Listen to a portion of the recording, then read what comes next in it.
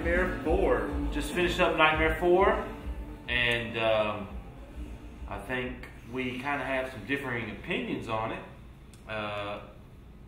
Go ahead, Patrick. What do you think? I don't know. Just towards the end there, it just started to really drag on me. I think it might be the whole Nightmare formula. The whole idea of watching all the films in order can really try you on the series itself. Yeah, it's like the whole idea behind. It's like I love the character. I love the Freddy Krueger character, but then it's like going in and out of the dream and the whole dream loop part where it shows the same thing 4 times. Yeah. It makes sense, but yeah, I agree with you on that. They went four too many, one too many on the loop. Zelda does it right 3 times, you know, get the boss. I like this movie. To me, I like this one probably a little more than 2, maybe a little bit the same.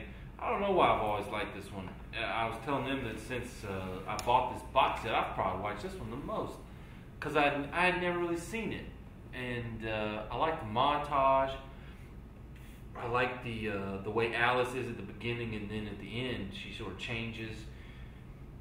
I feel like it seems to me like they force her onto you, and of course they do. Because they start off with the girl from the 3rd one, Left and over you're like, character. oh, okay, this is going to pick up kind of where it left off, and Kincaid's there, and I'm like, oh, fuck yeah, Kincaid. Kincaid rules. And, Not in this that's movie. not his They fault. dumb him down, yeah. I mean, Kincaid, You think he's alive, right? I think Kincaid is still alive because, He's probably just taking a nap in bed. yeah, I mean, you can't ever kill Kincaid. His soul will live on I don't forever. think Freddy got his soul.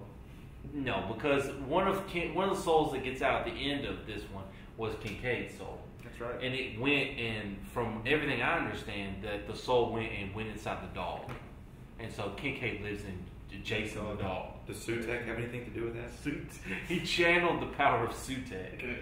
Sutek from Puppet Master. I thought it was okay. You know, I had problems with this. It's a fun. It's directed by Rennie Harlan. I mean, this is where they had, you know, Freddy's big. Let's pump some money to it. Big. This made the release. most money of all. It's films. Big release probably for it. Big money into it. Big sets. This is the peak. All it did is, big sets is right, because it seemed to me like they were just concerned with dressing the set, and they didn't really think about any effects scenes to really show Freddy's power. You know, Freddy's power in the dream world, it was always sleek. It's kind of too like, you know, the typical. That's why when you go from 2 to 3, you know, that change of pace works so well then, and because 3 was really good. It was kind of gritty too. It's like they got scared to go away from what worked with 3 a little bit in the 4th one, I think. Well, to me, the big problem with this one is always it's kind of too sleek. Yeah. You can see where the budget was put into some things, and I mean, 1988 is when this came out, and we were talking about this. It was kind of like transition period between the late 80s and into the 90s. Mm-hmm. You start really seeing the sleekness come into movies. There was sort of this grittiness left over from the 70s, and it shows in horror movies too. And the sleekness of this, it's a little too much. Yeah, we were talking about even with the makeup, you could instantly. It's showing too much. He's too lit.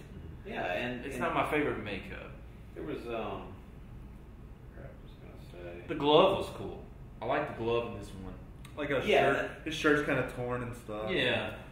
And that's what we're saying about the effects. Yeah, like even some of the effects compared to the 3rd one, it seemed to me at least, they felt, I don't know, they stood out a little more in the 3rd one. Whereas I will say though that Freddy dying at the end, that was pretty cool. That was cool. The end sequence is pretty cool. There's some good effects there, but I don't know. Pretty hilarious death scene sometimes. To me, the other ones kind of work because you have a limited amount of people dying. This has a lot of people in this girl's life dying, and then she's just like, no problem. Happy days. I'm killing him. But this, of course, gets so the way I see the films is kind of 1 through 3, and then 4 and 5 are kind of on their own, and then you never want to watch them after that. 5's not great, but this sort of starts the Alice sequel, the 2 movies, and yeah, it all comes back. It's like Puppet Master 4 and 5. It has a connection there, But I don't know. I like this one. What about the? I like the music. Yeah, I was gonna say, The what about the music is awesome. I have the soundtrack, and I listen to it a lot. The Tuesday Night song is cool. The Dramarama song is cool. The Divinal song is cool. I like it.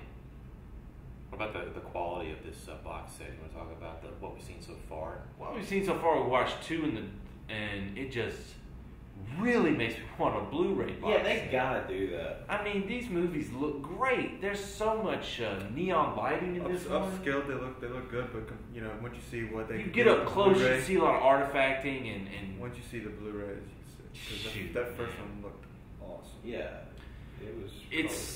It's really a series that I want to see on Blu-ray. They need to do it for Friday 13th too. Definitely, they got to get on that. Let's keep doing that. Yeah, I think this was a good entry in the series. Nothing too special, but it seemed like they didn't want to take a chance, like a risk. Yeah, that's what I'm saying. It's like that's what it worked. They wanted to just make a movie to made a lot of money to keep the franchise going. What's your favorite kill, Patrick? In that one? Yeah. I don't know. The waterbed? Yeah, the waterbed. The waterbed, that is a very cool set. That was good. That was good. Especially because you think that he's just going to be lying in the bed like he was asleep. Yeah. But then sort of a throwback to the first one. The mom pulls open the bed and he's under the water. Yeah. Looking up. Yeah. Surprisingly enough, Kincaid was actually kind of weak. Well, that's because you can't give a good death to Kincaid because he cared about Kincaid. He cuddled Kincaid at the end because he knew Kincaid had a true warrior spirit. He was a true dreamer. I actually have to give my favorite death to Freddie, him dying. Like that was awesome. The worst death was probably the girl getting an asthma attack death. I hate that. I hate that one. It is so shitty, and the roach is dumb, and the karate is dumb. A lot of the deaths are they're when horrible. Her arms break, that's cool. Then she that was some cool effects, but it was it's like, come on. They're just trying hard to give each person their own little nuance. It just was fucking retarded. You could tell, like, even though we haven't done it yet, since we've seen the 5th one, you can tell where it's going. Well, we're headed in a downward slope. Looney Tune Town is getting ready to start going. It's similar to Puppet Master so far, and the pinnacle being Part 3, Part 4 and 5 having a very similar storyline. And I'd have to say I'm doing better than I was at the end of Puppet Masters 4, though. What was 4? Terrible. 4 or 5. They're horrible. But I don't know, out of 10, I'd give this one about 6. What do you think? Sure. Yeah, I'd give it about the same as 2. 6. It's probably the same, but for different reasons. It just didn't do that much for me. I'm gonna give it a 7, based solely. It's better. It's 1 point better for me than Part 2. The music and Alice. Alice is better than he is. Yeah, way better. 2, as stupid as it is, like this one, had the Clue Gulager moment, which for me it had a little comedy, a little more comedy. It had Clue and it had the good. It had like a fun kind of spirit. This one's just kind of like just dry. 2 had the biggest social message to me. Yeah, like even if it was delivered or not. What are you talking about? Social message. There's no social. The screenwriter was trying to release something that was socially important at the time, and he obviously failed because I think most fans think 2's the worst. Well, they're wrong. They don't understand it. They don't understand what it's like to be a gay, weak motherfucker getting your body taken over by Freddy. All gay men, if you ever want to have advice for coming out of the closet, you just think, watch that movie. Kill people. That's Freddy 2. You'll be motivated. Freddy's Revenge. Your tongue grows real long when you're on a girl. 5. Let's do it. All right, we're going to do Part 5, and order some Chinese food. We're going to order some food, and we'll see you on the other side of 5. Vampire Drink. Later.